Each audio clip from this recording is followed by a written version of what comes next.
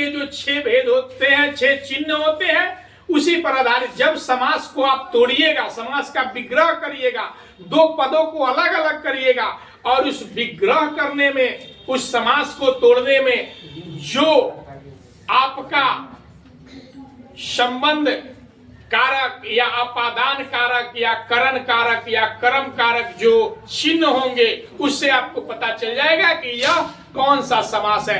जैसे रसोई घर, रसोई के लिए घर, पुत्र शोक, पुत्र के लिए शोक, देशभक्त, देश के लिए भक्ति, रस भरा, रस से भरा हुआ।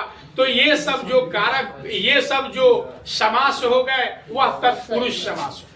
अब प्यारे बच्चों, आइए दूसरा समास का दूसरा भेद जो है वह है कर्मधारय समास। कौन सा समास है जी? कर्मधारय समास में इसका उत्तर पद, माने पहला पद नहीं, दूसरा पद जो होता है वह विशेषण विशेष होता है। क्या होता है जी? विशेषण विशेष होता है। विशेषण विशेष का अर्थ हो गया कि वैसा पद जो उत्तर पद दूसरे पद का क्या दे, विशेषता बतलाए। जैसे नवयुवक, क्या जी? नवयुवक मतलब कि युवक है लेकिन कैसा है? नया है। वह नया है लेकिन कौन है? तो जुआ है। पीतांबर, क्या हो जाएगा? पीतांबर माने पीला है जिसका अंबर, पीतांबर। ये जो हो गया यह कर्मधारय समास हो गया। कौन सा समास हो गया? कर्मधारय समास हो गया। इसके आगे तीसरा जो है वह आपका बहुव्रीहि समास है। बहुव्रीहि समास बड़ा अच्छा समास है, एक बार में बच्चा को याद हो जाता है। इसमें कोई भी पद विशेष रूप धारण नहीं करता है। ये जो होता है बहुव्रीहि समास, यह समास का अलग अर्थ होता है, माने उसका अर्थ अलग होगा। जैसे नीलकंठ, नीला है कंठ जिसका, कौन थे नीलकंठ? महादेव। कौन थे? महादेव, महाकाल। वो दशानन, 10 आनन हो जिसके, कौन था? रावण।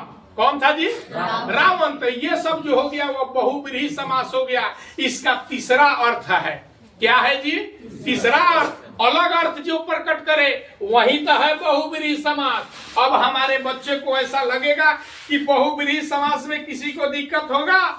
बिना पानी, बिना है जिसका पानी में सरस्वती जी, कौन है भैया?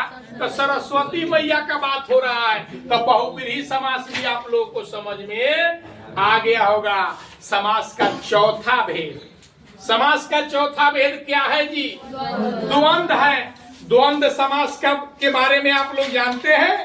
द्वंद्व समास जिसका दोनों पद प्रधान हो और दोनों पद समान अर्थ रखता हो। जैसे लात जूता, अगर कोई लात खाता है जूता भी खाता है तो समझ जाइए कि लात जूता। इसका सबसे बड़ा पहचान क्या है कि इसके दोनों पद के बीच में योजक चिन्ह होता है।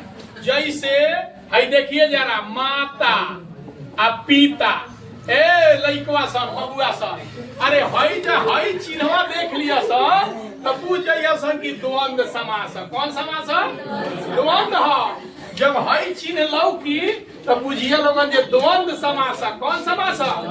एकदम ठोक के कह दिए 4 नंबर अइबे करी तो हनी के एग्जाम में, बात बुझो तरनु। तो हई समास में जब हई आई तो द्वंद्व समास। अब दाल भात, दाल भात का दिया हो, दाल भात, इहो द्वंद्व समास है। आ अठनी चौवनी, इहो द्वंद्व है।